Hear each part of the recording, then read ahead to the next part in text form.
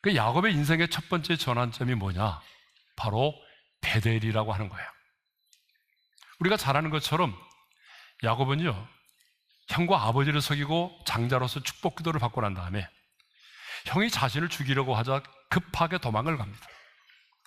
도망을 가다가 루스라고 하는 곳에서 돌을 베개 삼고 잠을 자게 되는데 그때 꿈을 꾸게 되죠.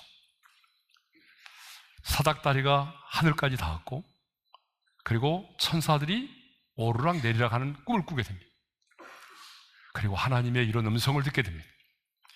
창세기 28장 15절입니다. 읽겠습니다. 시작. 내가 너와 함께 있어 내가 어디로 가든지 너를 지키며 너를 이끌어 이 땅으로 돌아오게 할지라. 내가 네게 허락한 것을 다 이루기까지 너를 떠나지 아니하리라 하신지라. 야곱은 깜짝 놀랐어요. 하나님이 이곳에도 계시는구나. 그래서 하나님이 이곳에도 계신다는 사실을 깨닫고 베개로 삼았던 돌을 기둥으로 세우고 기름을 붓고 베델이라고 불렀습니다. 그러니까 베델은 어떤 것이죠? 야곱이 하나님을 인격적으로 처음 만난 곳이에요. 여러분, 야곱은 모태신앙인입니다. 저도 모태신앙입니다. 여러분도 모태신앙 많죠? 이것도 못해, 저것도 못해, 아무것도 못해, 이런 모태신앙.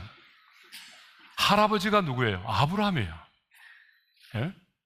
아버지가 이삭이란 말이에요. 그러니까 얼마나 어릴 때부터 하나님에 관한 얘기를 많이 들었겠어요. 종교 교육을 많이 받았겠죠. 제사도 많이 들었어요. 우리로 말하면 예배를 많이 들었단 말이에요. 근데 놀랍게도 야곱은요, 한 번도 하나님의 임재를 경험해 본 적이 없었어요. 아니, 하나님을 인격적으로 만난 적이 없어요.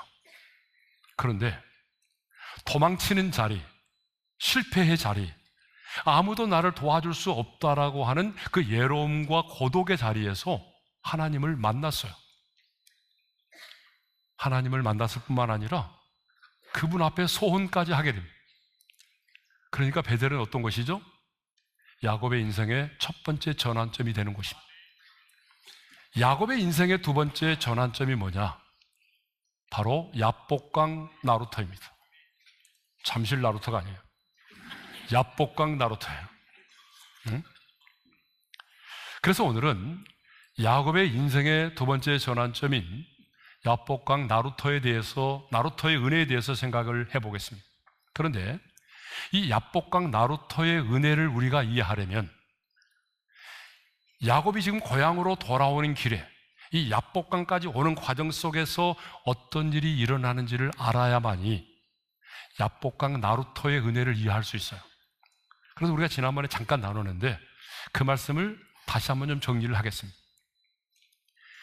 야곱이요, 20년간의 도피 생활을 청산하고 고향으로 돌아옵니다. 근데 어떻게 돌아오죠? 두 아내와 두 여종과 11아들, 그리고 많은 가축대를 거느리고 와요. 다시 말하면 떠날 때는 빈손으로 떠나는데 엄청난 부자가 돼서 돌아오게 되었다는 거죠. 자수성가를 한 겁니다. 금이 한양을 한 거예요.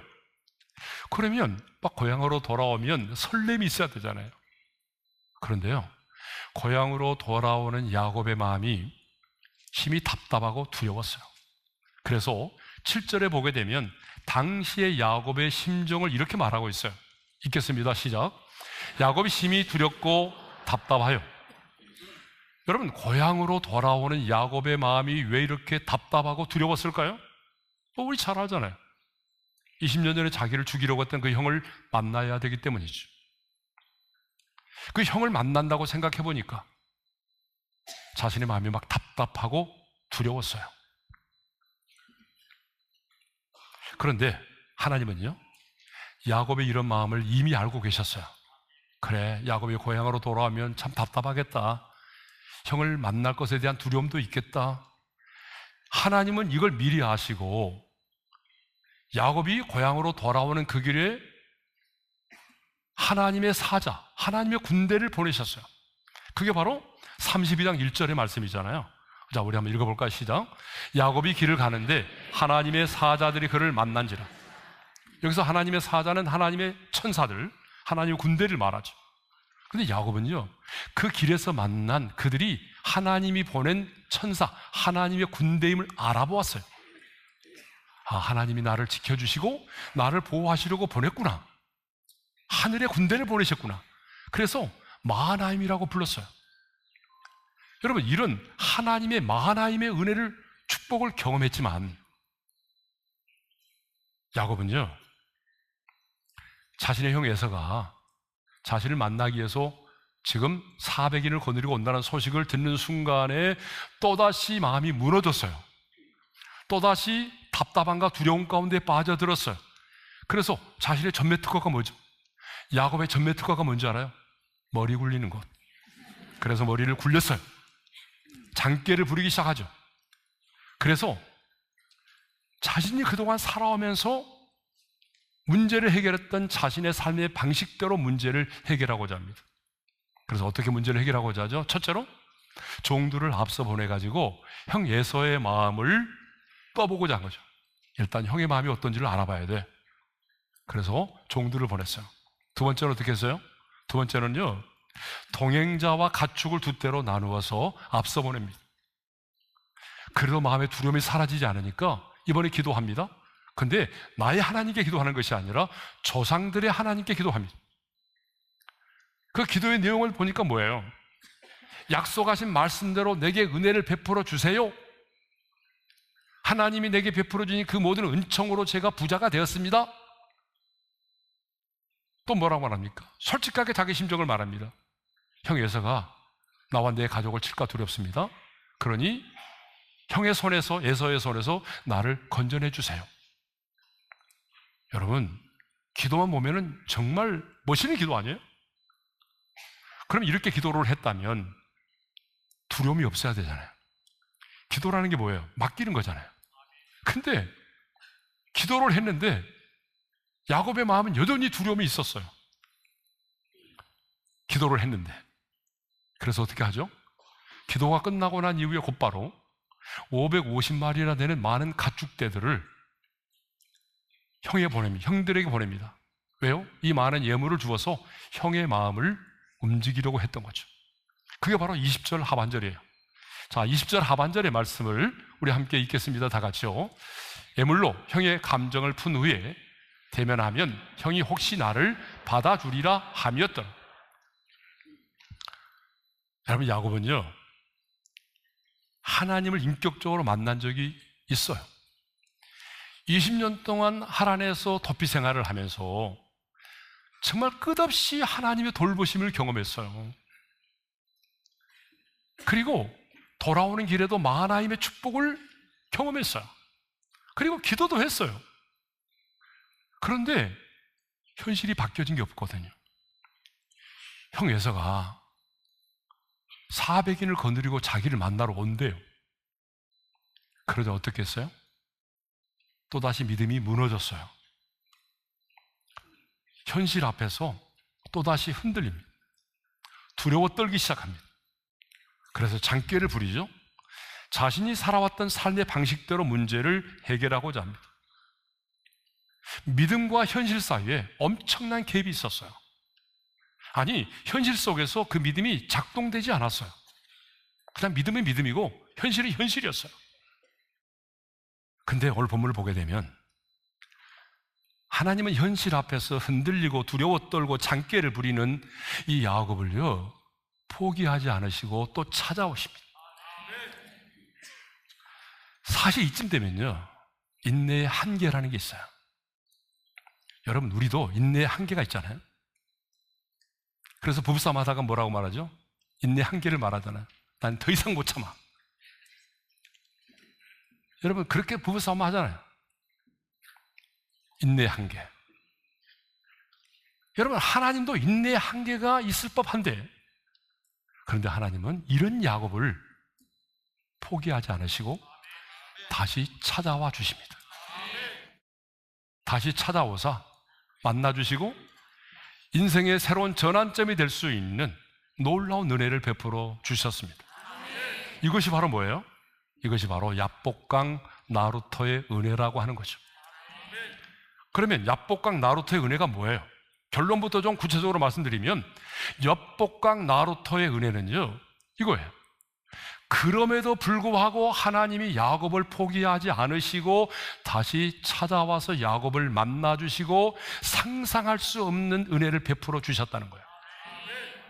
그래서 다시 내 중심의 삶에서 하나님 중심의 삶을 새롭게 살아갈 수 있도록 새로운 인생을 시작하게 했다는 거예요. 이게 바로 뭐예요? 야복강 나루터의 은혜입니다. 저는 오늘 이 말씀을 듣는 여러분의 인생 가운데 이번 한 주간 내내 야복강 나루터의 은혜가 임하기를 소망합니다. 그러면 누가 이 야복강 나루터의 은혜를 누릴 수 있느냐? 누가 이런 야복강 나루터의 은혜를 경험할 수 있느냐? 첫째로 예로이 홀로 서 있는 자입니다. 자, 야곱은 기도 후에 밤에 일어나서 자신의 모든 소유와 두 아내와 두 여종과 자신의 모든 가족들까지 다 나루터를 건너게 했습니다. 그게 바로 22절과 23절 아니에요? 자, 22절과 23절을 읽겠어요. 시작. 밤에 일어나 두 아내와 두 여종과 11 아들을 인도하여 야복강 나루를 건널세 그들을 인도하여 시내를 건너가게 하며 그의 소유도 건너가게 하고. 여러분, 우리는 너무 쉽게 이 말씀을 읽었지만 야곱의 입장에서 보게 되면 이게 쉬운 게 아닙니다. 야곱이 여러분 어떻게 해서 이 많은 물질을 얻었어요? 오늘날로 말하면 어떻게 해서 이 많은 가축대를 얻었냐 말이에요. 쉽게 얻었어요? 아니잖아요. 정말 목숨 걸고 삼촌을 속이면서까지 있는 힘을 다해서 이렇게 많은 가축대를 모았잖아요. 자신의 소유잖아요. 그런데 이제 자신의 그 모든 소유를 다 떠나보냈습니다.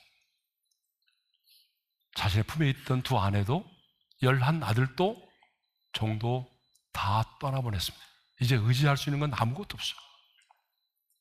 그리고 예로이 홀로 야복강 나루터에 서 있었습니다. 24절입니다. 읽겠습니다. 다 같이요.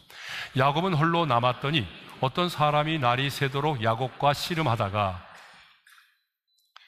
야곱은 자기가 의지할 수 있는 모든 가족들, 자기의 모든 소유, 그 모든 것들을 다 떠나보내고 예롭게 홀로 야복강 나루터에 서 있었는데, 그런데 갑자기 어떤 사람이 와서 씨름을 걸어왔다는 거예요. 그 어떤 사람이 누구냐? 여러분, 이제 이후에 이제 제가 말씀드리겠습니다만은 이 사람은 어떤 사람이 아니라 하나님이세요. 그러니까 하나님께서 찾아오신 거잖아요. 그러면 하나님이 언제 야곱에게 찾아오셨느냐? 이건 너무 중요하거든요. 하나님이 언제 야곱에게 찾아오시냐 그러면 야곱이 예로이 홀로 있을 때입니다. 그렇습니다. 여러분, 우리 하나님은요, 야곱이 예로이 홀로 남아있는 그 시간에 야곱을 찾아오셨어요. 왜 하나님은 야곱이 예로이 홀로 남아있는 시간에 찾아오셨을까요? 그것은요, 예로이 홀로 있는 그 시간이 사람들을 의식하지 않고 가장 정직해질 수 있는 시간이기 때문에 그래요.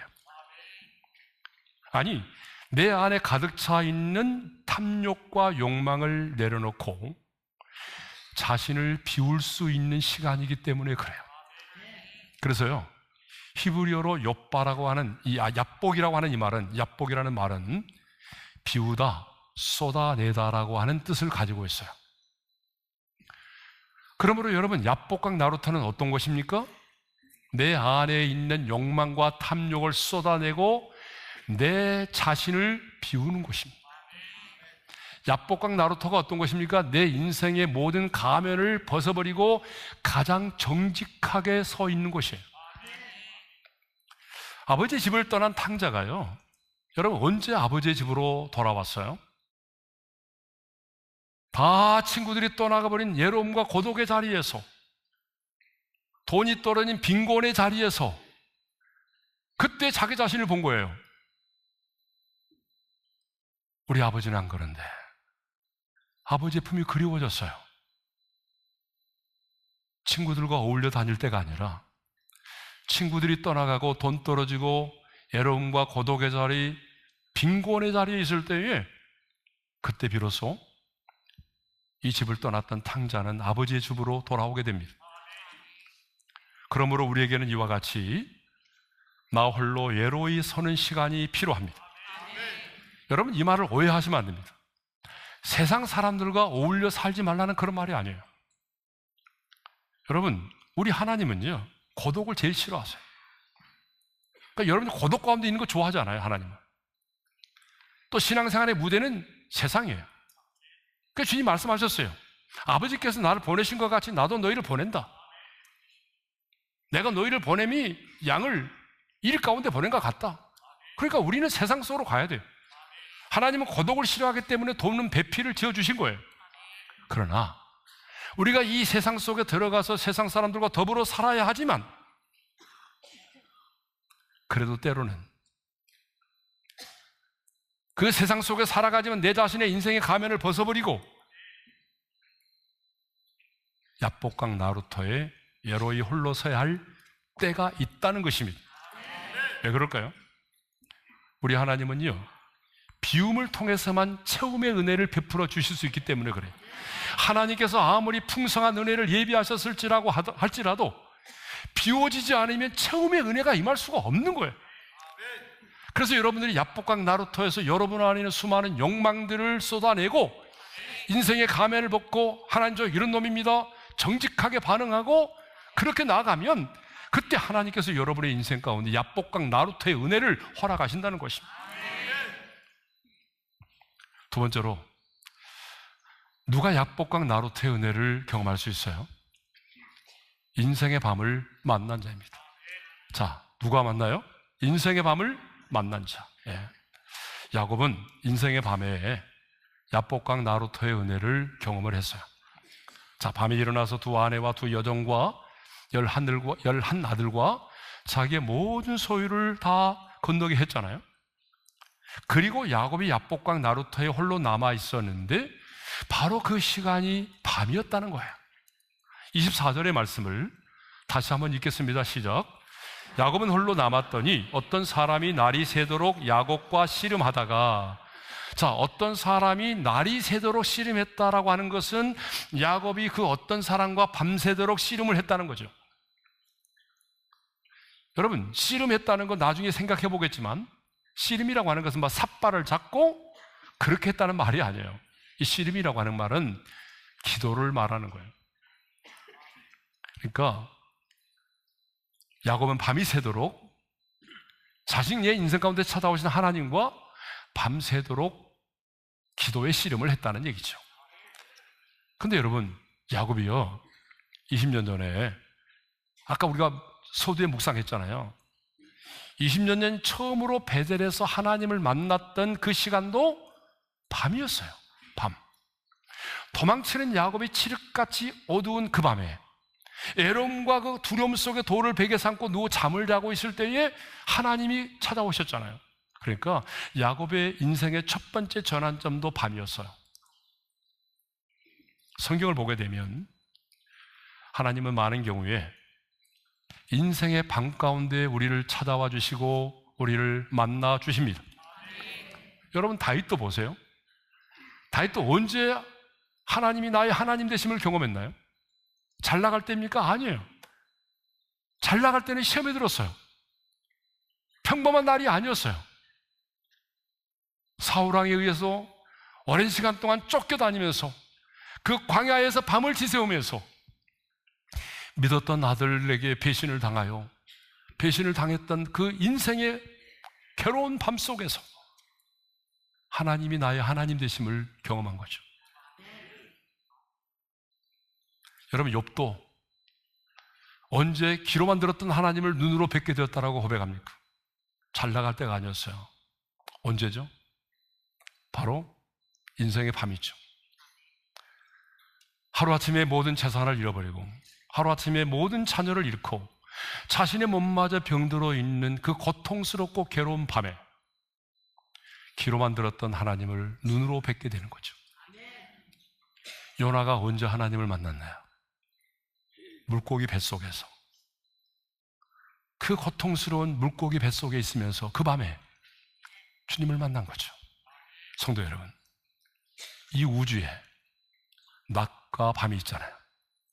이 우주에 낮과 밤이 있듯이 이 땅을 살아가는 인생들에게도 낮과 밤이 있습니다. 세상 사람들에게만 낮과 밤이 있는 것이 아니에요. 하나님께 속한 하나님의 자녀인 우리의 인생 가운데도 항상 여러분 대낮처럼 밝은 낮만 있는 게 아니에요. 밤이 와요. 지금 우리 중에는 이미 밤 가운데 있는 분들이 계세요. 너무나 고독한 밤, 절망의 밤, 슬픔의 밤. 이미 밤을 만나신 분들이 많이 계세요. 그런데 밤은 누구에게나 두렵습니다. 밤은 누구에게나 고통스럽고 괴로운 겁니다. 여러분, 왜 밤이 누구에게나 고통스럽고 괴롭고 두려운지 아세요? 밤은요, 앞이 보이지 않아요. 길이 보이지 않아요. 그러니까 내가 내일 아침 눈을 뜨는데 뭘 해야 될지를 모르겠는 거예요. 내 인생의 미래가 보이지 않아요. 내가 어떻게 해야 될지를 모르겠는 거예요. 인생의 밤이죠. 아침에 눈을 뜨고 싶지 않은 거예요. 여러분, 이게 우리 인생의 밤이란 말이에요.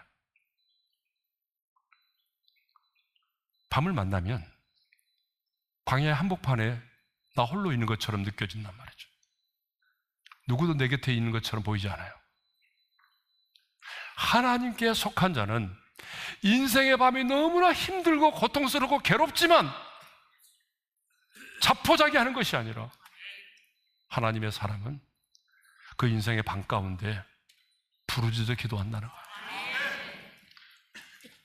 그랬던 사람이 성경에 있어요. 시편 119편의 저자로 알려진 다윗은 인생의 절망의 밤을 만났을 때, 숨을 쉴 수 없을 것 같은 고통스러운 인생의 밤을 만났을 때에 어떻게 했다라고 고백합니까? 147절에 이렇게 고백합니다. 읽겠습니다. 다 같이요. 내가 날이 밝기 전에 부르짖으며 주의 말씀을 바랐사오니. 거기 보세요.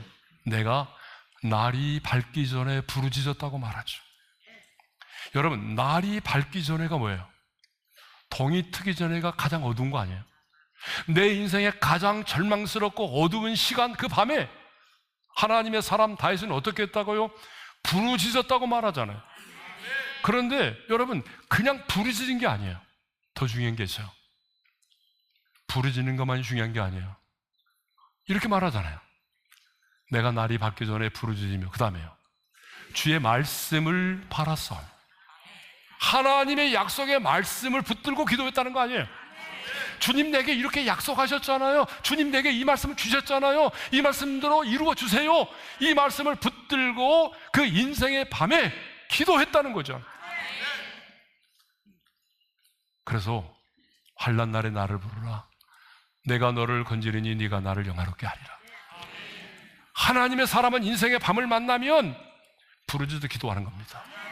자포자기하는 것이 아니라 인생의 밤을 만났을 때에 약속의 말씀을 붙들고 기도하는 거예요. 욥과 같은 사람은 인생의 밤을 만났을 때 하나님을 찬양했어요. 그러면 어떤 일이 벌어질까요? 하나님은 인생의 밤 가운데 우리를 깊이 만나주시고 야복강 나루터의 은혜를 베풀어 주셔서 오늘 우리에게 그 인생의 밤이 밤으로 끝나지 않고 새로운 아침을 맞이할 수 있는, 분이엘의 아침을 맞이할 수 있는 그런 놀라운 은혜를 허락하십니다. 말씀을 정리하겠습니다. 누가 야복강 나루터의 은혜를 경험합니까? 정말 우리에게도 야복강 나루터의 은혜가 필요해요. 예로이 홀로 서 있는 자입니다. 여러분의 인생의 가면을 벗고 여러분의 마음에 가득 차 있는 탐욕과 욕망을 하나님 앞에 내어드리고 가장 정직한 모습으로 하나님 앞에 서는 것, 그때 주님은 여러분을 만나 주십니다. 인생의 밤을 만난 자입니다. 여러분이 만난 인생의 밤이 밤으로 끝나지 않고 하나님의 특별한 은혜를 통해서 새로운 분열의 아침을 맞이할 수 있는 특별한 하나님의 은혜가 임하기를 소망합니다.